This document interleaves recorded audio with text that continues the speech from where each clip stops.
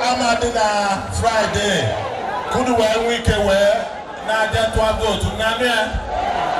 Civil servants from ministries, departments, and agencies thronged the Jerome Udoji Secretariat, Oka, to welcome the governor, who canvassed for their support, while reiterating that the welfare of the state workforce has been paramount to his administration. The governor stressed that the coming election will determine whether the salaries, gratuities, and pensions of civil servants will continue to come, as well as other largesse, pending whether only ABGA candidates emerge victorious at the state assembly election or not. While declaring Friday work-free day for workers to enable them prepare for Saturday's election, he said that the minimum wage is over 1 billion naira, saying that state government has received reports by the Labour Committee but will commence its implementation to address workers' grievances and agitations. 30 over 30. Why they do anything other than that? It was 21 over. Don't even make a and the neighborhood, Madini, it's an arrival to see Donald Akusayon, Nikedi, Moke, a Solu, Western Acculation Center, Nodo, a way to later, Opera, Nijifon and Nesia. Until they finish circulation, what result? The Natabazimani, Nimes give them Opera. So even now, on Saturday, Botano de Igwe, Gostin and governor no one met you of Fuma, Ometaka announced implementation of minimum wage. All those grievances listed by Nigerian Labour Union and the other bodies not here. We'll be able to address them. I saw here, no can announce here. I get first. Can you minimum wage you put that?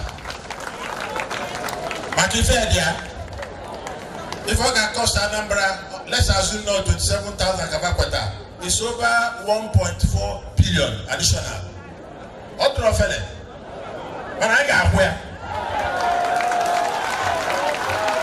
The head of service, Barrister Harry Edu, assured that the state workforce is ready to follow the governor because of his numerous welfare packages to Anambra state workers, highlighting some of them to include payment of salaries, pensions, gratuities, Christmas largesse, ongoing renovation of the secretariat, among others. Gratitude is one of the virtues of God.